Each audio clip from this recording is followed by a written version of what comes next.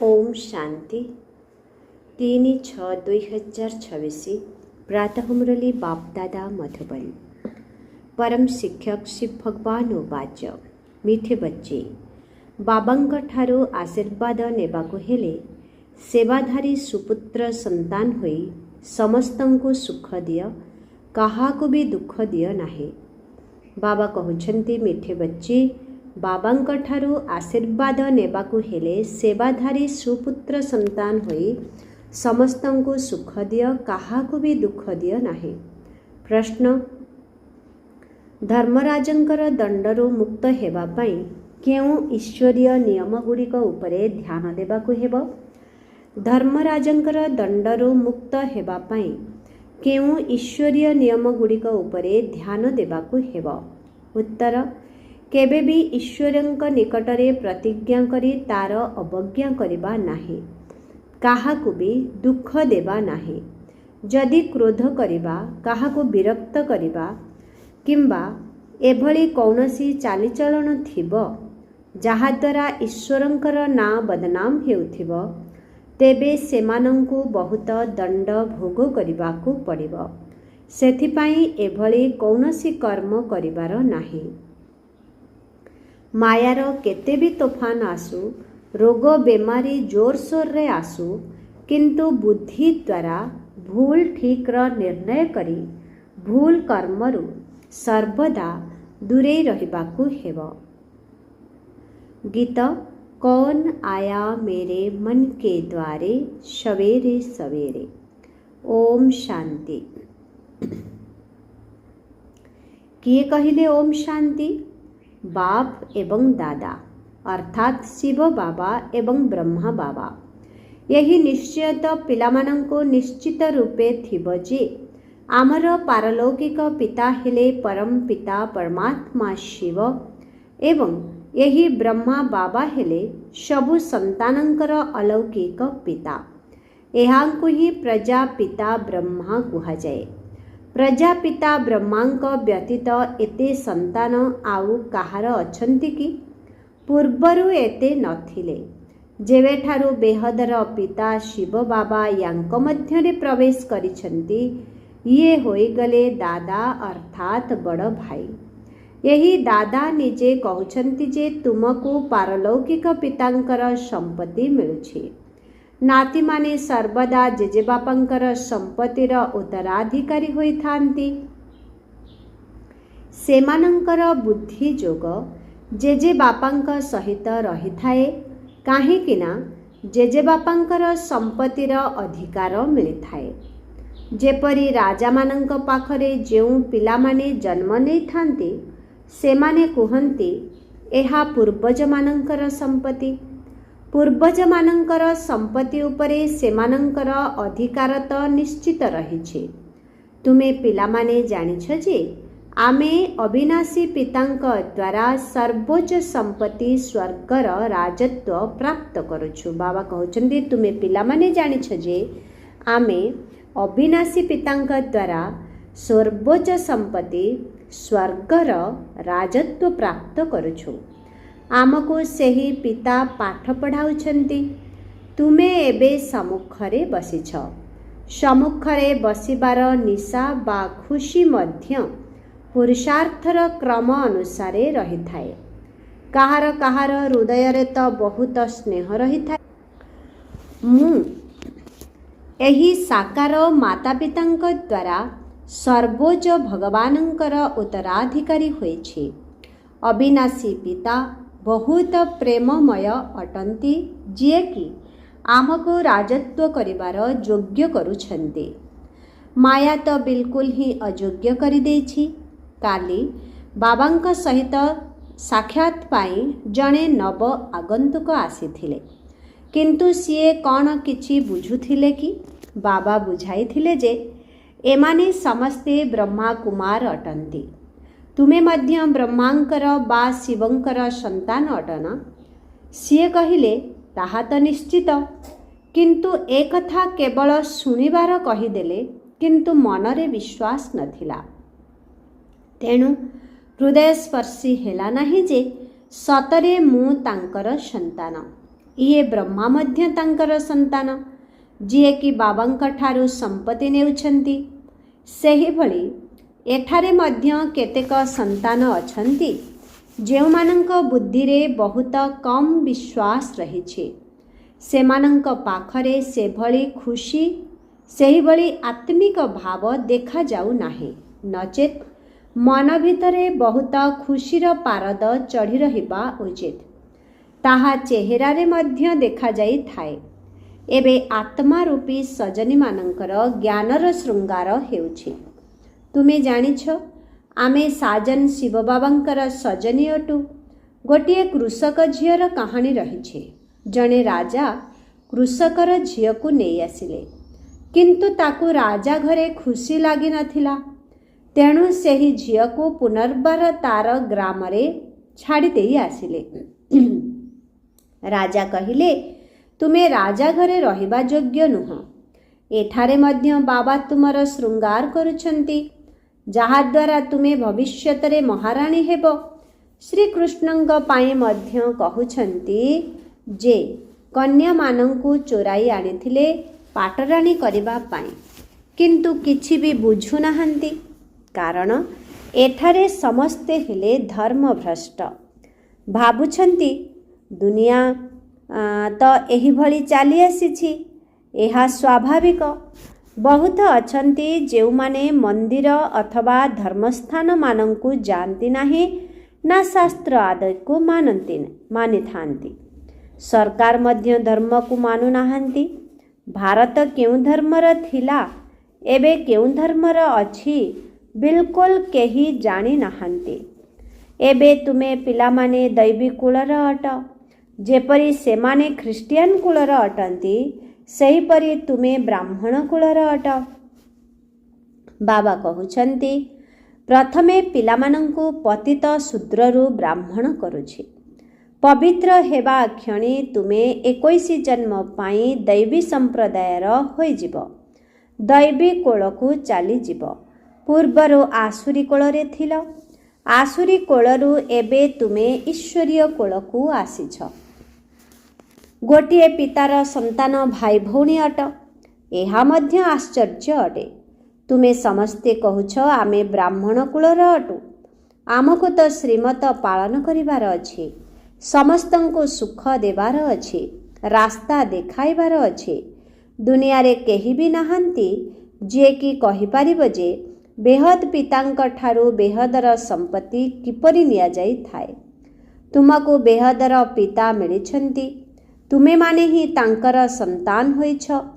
ତୁମେ ବୁଦ୍ଧି ଦ୍ୱାରା ଜାଣୁଛ ଯେ କଳ୍ପ ପୂର୍ବରୁ ଯେଉଁମାନେ ବାବାଙ୍କ ଠାରୁ ସମ୍ପତ୍ତି ନେଇଥିବେ, ସେହିମାନେ ହିଁ ଆସି ନେବେ। ଯଦି ଟିକିଏ ବି ଜ୍ଞାନ ବୁଦ୍ଧିରେ ଥିବ, ତେବେ କେବେ ନା କେବେ ଆସି ପହଞ୍ଚିଯିବେ।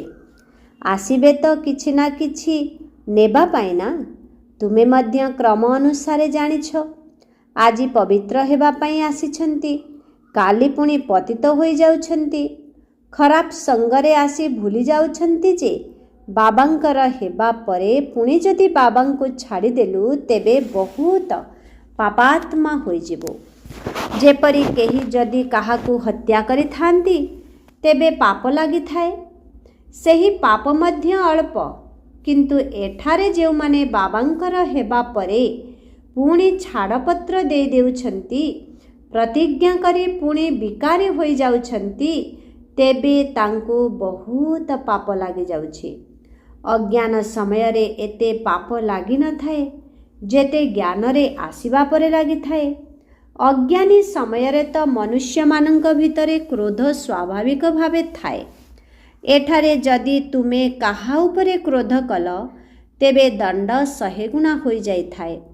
ବିଲକୁଲ ଅଧୋଗତି ପ୍ରାପ୍ତ କରିଥାନ୍ତି, କାହିଁକି ନା ଈଶ୍ୱରଙ୍କର ଆଦେଶ ମାନୁନାହାନ୍ତି। ଧର୍ମରାଜଙ୍କର ନିର୍ଦ୍ଦେଶ ମିଳିଛି ପବିତ୍ର ହେବାକୁ। ତୁମେ ଈଶ୍ୱରଙ୍କର ହୋଇ ଯଦି ଟିକିଏ ବି ତାଙ୍କର ଆଦେଶର ଅବଜ୍ଞା କଲ, ତେବେ 100 ଗୁଣା ଦଣ୍ଡ ଭୋଗିବାକୁ ହେବ। ରଚୟିତା ତ ସେହି ଜଣେ ଅଟନ୍ତି। ବ୍ରହ୍ମା ବିଷ୍ଣୁ ଶଙ୍କର ମଧ୍ୟ ତାଙ୍କର ରଚନା ଅଟନ୍ତି। ଧର୍ମରାଜ ମଧ୍ୟ ରଚନା ଅଟନ୍ତି। धर्मराजंकर रूप को मध्य बाबा साक्षात्कार कराउछन्ति। पुणी सही समय रे प्रत्यक्ष रूप रे देखाई थांती जे देख तुमे प्रतिज्ञा करिथिल मु क्रोध करिबि नाही, काहाकू दुख देबि नाही, पुणी भी तुमे अमुक को दुख देछ, विरक्त करिछ, एबे दंड भोग कर। साक्षात्कार बिना काहाकू दंड दिया जाए नहीं। प्रमाण तो दरकार ना। से मध्य जानी पारंती जे निश्चित भावरे मु बाबांकु छाड़ी एही भली कर्म करिछि। बदनामी कराइबा द्वारा बहुतंक उपरे विपद आसी जाई थाए। केते माता मानंक पई बंधन आसी जाई थाए। समस्त दंड बदनाम कराइथिबा आत्मांक उपरे आसी थाए। सेथिपाई बाबा कहउछन्ति अधिक पापात्मा देखिबार अछि तेबे एही ठारे देख। धोबा पाखरे जेतेबेले बहुत मैला पुराणा कपड़ा थाए तेबे से गुड़िकु काचिबा द्वारा फाटी जाई थाए। सेही भली एठारे मध्य श्रीमत को पालन न करिले चली जाई थांती। ईश्वरंक कोलकु आसी जदि सीधा सड़ख तांकर अवज्ञा कल तेबे दंड भोग करिबाकु पड़िबो। जेउ मुख्य ब्राह्मणी ब्राह्मण आत्मा मानंकु मधुबन नै आसुछन्ति तांको उपरे बहुत बड़ गुरु दायित्व अछि। जणे भी जदि हाथ छाड़ी देला बिकारी हेला तेबे तार पाप साथिरे आनिथिबा ब्राह्मणींक उपरकु आसीजिबो। एभली काहाकु भी इंद्र सभा अर्थात बापदादांकर मिलनर सभा को आनिबा उचित नुहे। नीलम परी पुखराज परींकर कहानी मध्य अछि ना। इंद्र सभा को केही पतित आत्मा को लुचाई नहीं आसीथिले एवं इंद्र सभारे तार आसुरी गुणर दुर्गंध आसीबारु नहीं आसीथिबा परी को दंड मिलिथिला। यही भली किछि कहानी रहिछि। सेही परी पत्थर होइगला। बाबा पारसनाथ करुछन्ति पुणी जदि तार अवज्ञा करन्ति तेबे पत्थर होई जाई थांती।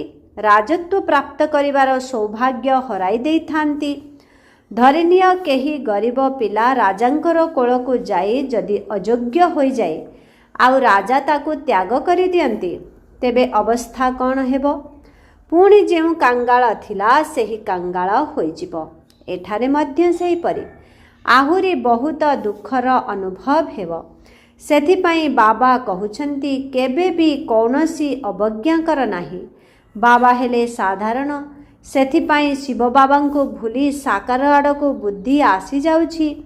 एबे पिलामानंको श्रीमत मिलुछि। जो माने बिकारी पतित होई जाई थांती सेमाने आउ इंद्र सभारे बसी पारिबे नाही। प्रत्येक सेवा केन्द्र इंद्रप्रस्थ अटे जेउठारे ज्ञानर वर्षा हेउछि। नीलमपुर परी पोखराज परी नाम तो रही ना। नीलम रत्न को कुहा जाए। यही नाम पिलामानंक उपरे रखा जाई थाए। केही तो बहुत भल जेमितिकी रत्न अटंती कौनसी दाग नाही। स्थूल हीरा लीलारे मध्य दाग लागि थाए। केही एकदम शुद्ध थांती। एठारे मध्य क्रमान्वय पिलामाने अछंती। केही केही आत्मा रूपी रत्न बहुत मूल्यवान अटंती बहुत भल सेवा करुछंती आउ केही तो सेवा परिवर्ते अपसेवा करुछंती। गोलाप फूल एवं अरख फूल भितरे मध्य केते पार्थक्य रहिछि। शिवंग उपरे उभय चढ़ाई थांती। एबे तुमे जानिगलणी आम भितरे किए किए फूल अटंती। सेही मानंकु समस्ते निज पाखकु आसीबा पाई निमंत्रण करि थांती। बाबा आम पाखकु भल भल फूल मानंकु पठांतु। तेबे भल भल फूल एते केउठु आसीबो। रत्न ज्योति फूल तो सबुआड़े थाए। यह बगीचा अटे ना। तुमे माने ज्ञान गंगा मध्य अट। बाबा तो सागर अटंती ना। ये ब्रह्मा हेले ब्रह्मपुत्रा नदी सबुठारु बड़ नदी अटंती। कोलकाता रे ब्रह्मपुत्र नदी उपर बहुत बड़ जेउठी सागर एवं नदीर बहुत बड़ मेला लागि थाए। बाबा निश्चित भावरे ज्ञानर सागर अटंती। ये तो चैतन्य ज्ञानर सागर अटंती, तुमे माने मध्य चैतन्य ज्ञानर नदी अट। ताहा तो हेला पानीर गंगा। वास्तव रे नदी मानकर नाम रखा जाइछि, किंतु आसुरी संप्रदाय एकथा मध्य भूली जाइछन्ति। हरिद्वार रे गंगा कूल रे चतुर्भुजंकर चित्र देखाई थांती, तांकु मध्य गंगा कहउछन्ति, किंतु मनुष्य जानि नाहंती जे एही चतुर्भुज किए। निश्चित भावरे वर्तमान तुमे स्वदर्शन चक्रधारी हेउछ। तुमे माने हेल प्रकृत ज्ञान नदी, सेगुड़िक हेले पानीर नदी। सेठाकु जाई स्नान करुछन्ति, किछि भी बुझी नाहंती। बाबा भाबुछन्ति देवी अटंती। मनुष्यंकर त केबे 4-8 भुजा न थाए, एहार बड़ अर्थ किछि भी नाही। तुमे पिलामाने जानिछ बाबा आमको केते श्रेष्ठ करुछन्ति। आमे तो 100% निर्बोध थिले। बाबांको कोलकु आसीबा द्वारा आमे स्वर्गर मालिक हेउछु। जदिओ एठारे केही राजा होइथांती, किंतु स्वर्गर सुख एवं वर्तमानर सुख भितरे राति दिनर पार्थक्य रहिछि। तुम भितरे केही केही एभଳି मध्य अछंती जे कि बाबांको जानि नाहंती, तेबे निजको मध्य जानि नाहंती। निजको देखिबा उचित जे मु केते सुगंध अर्थात सुख देउछि। ओलटा सीधा कथावार्ता करुनाहीं त, क्रोध करुनाहीं त। बाबा तुरंत आचार व्यवहार जानि पारि थांती जे यही पिला किपरि होइथिबो। सेवाधारी संतान माने बाबांकर बहुत प्रिय होई थांते। समस्ते तो एका भली प्रिय होई पारिबे नाही। यही भली पिलामानंक पाई मन भितरु आपे आपे आशीर्वाद बाहरी जाए। जदि कौनसी लौकिक पितांकर अवज्ञाकारी असंतान थांती, जदि कौनसी लौकिक पितांकर अवज्ञाकारी संतान थांती, तेबे पिता कही थांती एभली संतान नथिले भल होई थांता। केते नाम बदनाम करुछन्ति, एहाको कुहा जाए भाग्य। काहा भाग्य रे कौन अछि तुरंत जना पड़ी थाए। बाबा बुझाउछन्ति ये सुपुत्र संतान, ये कुपुत्र संतान। जदि बाबांको चिन्हि पारिला नाही, भाग्य रे संपत्ति नेबार नाही, तेबे कौन करा जिवो। एही ज्ञान मार्ग रे नियम बहुत कड़ा। जदि बापा पवित्र होई थांती एवं पुओ पवित्र होई न थाए, तेबे सेही पुओ संपत्तिर अधिकारी होई पारिबो नाही। ताको पुत्र बोली मने करा जिवो नाही। पुणी कहिबे मु तो शिव बाबांको निजर उत्तराधिकारी करिछि। बाबा 21 जन्म पाई मोते तार प्रतिदान देबे। किंतु एहार अर्थ एहा नुहे जे बाबांको पाखरे आसी बसी जिबार अछि ना। गृहस्थ व्यवहार रे रही समस्तंकु संभाळिबाकु मध्य पड़िबो, किंतु ट्रस्टी बा निमित होई रहिबाकु पड़िबो। एमिति नुहे जे तुमे पिला छुआंकु बाबा संभाळिबे ना। एही भली भाबुथिबा आत्मा भ्रमित होई जाई थांती। एठारे बाबा पाखरे बिल्कुल पवित्र आत्मा दरकार।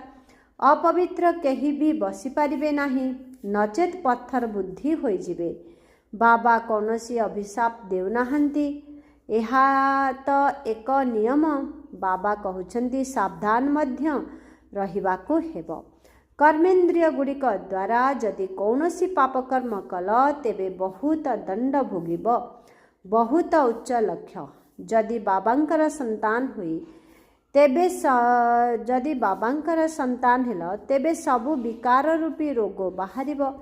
किंतु डरिबार नाही। वैदिक माने मध्य कहिथांती अमुक औषध द्वारा तुमर रोग सबु बाहर को आसीबो, किंतु तुमे डर नाही।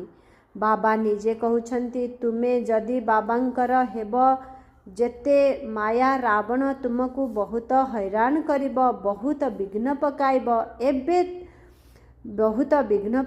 एबे तुमको भूल ठीक र ज्ञान रहिछि, आउ काहार भूल ठीक र बुद्धि नाही। समस्तंकर हेला विनाश काल रे विपरीत बुद्धि। तुम भितरे मध्य पुरुषार्थर क्रम अनुसारे प्रीतिबुद्धि युक्त आत्मा अछन्ति। प्रीति बुद्धियुक्त आत्मा बाबांकर सेवा बहुत भल भावरे करिवे।